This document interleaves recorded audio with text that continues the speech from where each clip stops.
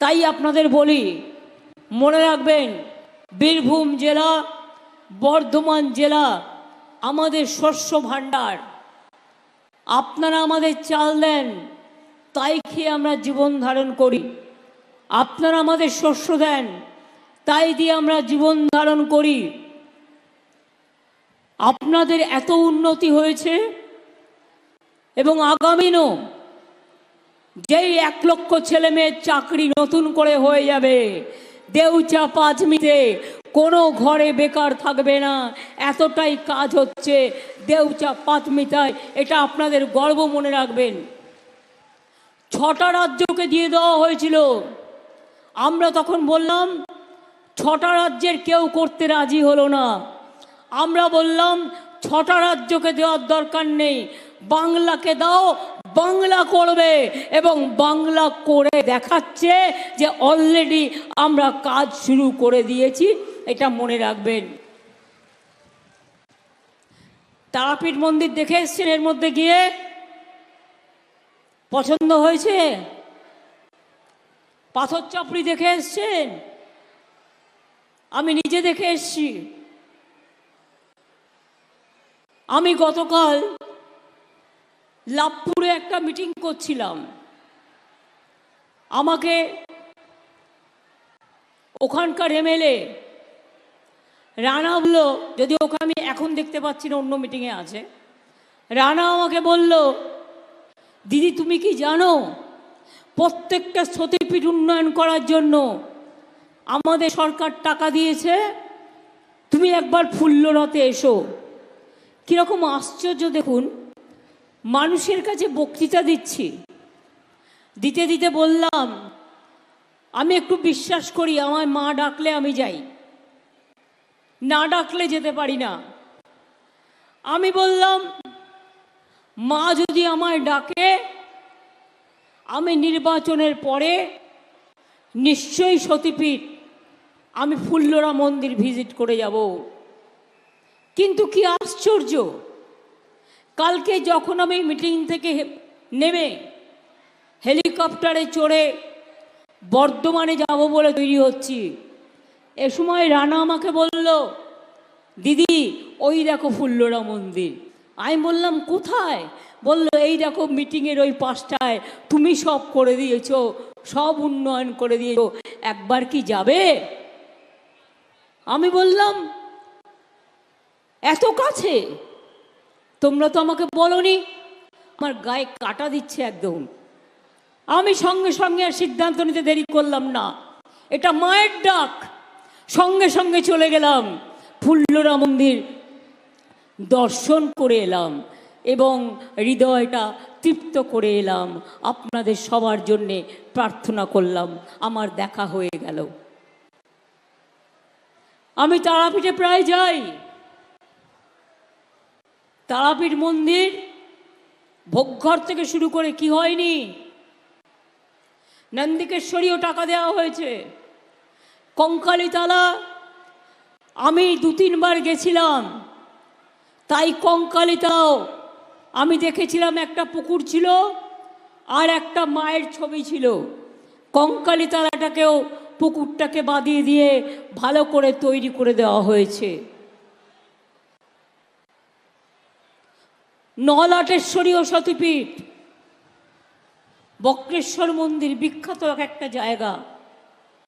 আমরা তাই tourism circuit তৈরি করছি, একদম বীরভূমের সতীপীঠগুলোকে নিয়ে বীরভূম, বাঁকুড়া, পুরুলিয়া, মুর্শিদাবাদ, যাতে সব মানুষদের আমরা দেখাতে নিয়ে আসতে পারি, আমরা ঘোরাতে পারি, এর প্রোগ্রামও চলছে।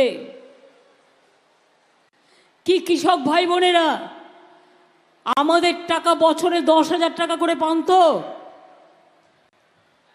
যাদের 1 একর জমি আছে পান কি পান না?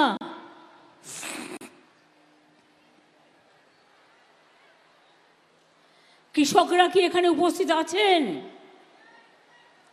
যার 3 কাঠা জমি আছে সেও কিন্তু 4,000 টাকা পান। এটা কেন্দ্রের নয়, এটা আমাদের। ক্রপ ইন্স্যুরেন্স স্কিম বিনা পয়সায় শস্য বীমা আমরা করে দিই, মোদি সরকার নয়। কৃষি জমি বিক্রি করতে গেলে মিউটেশন ফি ওটাও আপনাদের দিতে হয় না। আজকে যে বিজেপি বড় বড় কথা বলছে আর বাংলার বদনাম করছে, আর বলছে বাংলা থেকে মমতা ব্যানার্জিকে হাঁটাও। আমি বলি মমতা ব্যানার্জি যতদিন বেঁচে থাকবে বাংলায় থাকবে, ওদের কারো ক্ষমতা নেই মমতা ব্যানার্জির একটা চুলো স্পর্শ করা। কিন্তু তোমরা, একটা ছোট্টবেলায় পড়েছিলাম আলী বাবা তার 40 চোর। বিজেপি পার্টির দুজন নেতা আর সবাই ক্রেতা। দুজন নেতা, একজনের নাম মধুবাবু আর একজন নাম বিধুবাবু। আজকে সারা দেশটাকে লুট করে দিয়েছে। এই কথা আমি বললে দোষ হবে তো?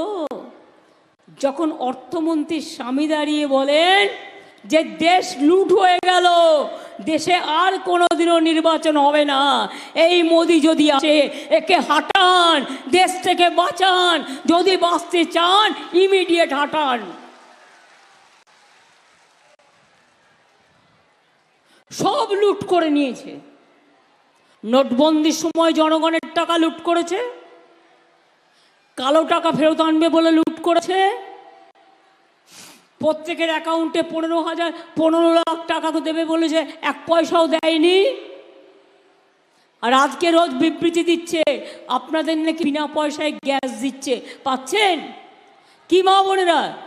মোদি নাকি আপনাদের বিনা পয়সায় গ্যাস দিচ্ছে, রোজ বিজ্ঞাপন করে টিভিতে। মিথ্যেবাদী, মিথ্যে কথা বলে, जुमलाबाज।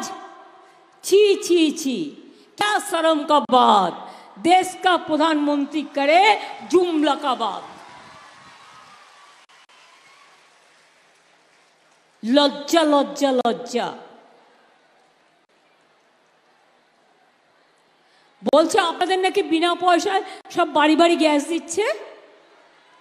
আপনারা টিভিতে দেখতে পাচ্ছেন তো, অ্যাড দিচ্ছে, বিজ্ঞাপন দিচ্ছে, টিভি খুললেই দেখতে পাবেন। ওরা এত টাকা চুরি করেছে জনগণের, 100 দিনের কাজের টাকা দেয়নি। যে গরিব লোকগুলো মাথায় করে রোদ্দুরে ঝড়ে জলে মাটি বয়ে নিয়ে যায়, ইট বয়ে নিয়ে যায়, মায়েরা পর্যন্ত 3 বছর তাদের টাকা দেয়নি, আটকে রেখে দিয়েছে। আর আজ বিজ্ঞাপনের নামে কোটি কোটি টাকা খরচ করছে। কোথা থেকে এলো? মধু বিধু 2 ভাই দুর্নীতি করে, তাই তো এবার সময় এলো ওদের বিদায় দেবেন ভাই। পাল্টে দিন, পাল্টে দিন, বদলে দিন। দিল্লিতে মানুষ 10 বছর ধরে ক্ষমতায় রেখেছে, আমরা যেটা বলি আমরা সেটা করে দেখাই। আমার মুখ দিয়ে আপনারা একটা কথা বের করতে পারবেন না যেটা আমি কথা দিতে পারবো না, রাখতে পারবো না। আমি তা বলি না আমাকে জোর করলেও। আমি যেটা পারবো আমি সেটা বলবো। আমায় দেখতে হবে আমার টাকা আছে কিনা। দিল্লিতে সব টাকা বন্ধ করে দিয়েছে, সবটা বন্ধ করে দিয়েছে। আমাদের 1,74,000 কোটি টাকা 1 পয়সা দেয় না, সব টাকা বন্ধ। কিন্তু তা সত্ত্বেও জেনে রাখুন, রেশন দোকানে বিনা পয়সার চালটা কে দেয়? দিল্লি দেয় না মামাটি মানুষের সরকার দেয়? কে দেয়? এই যে রোজ অ্যাডভার্টাইজমেন্ট করছে মামা, যে বিনা পয়সায় চাল দেতা হয় মোদি, তুমি চাল দিচ্ছ না, চালের কাকড় দিচ্ছ।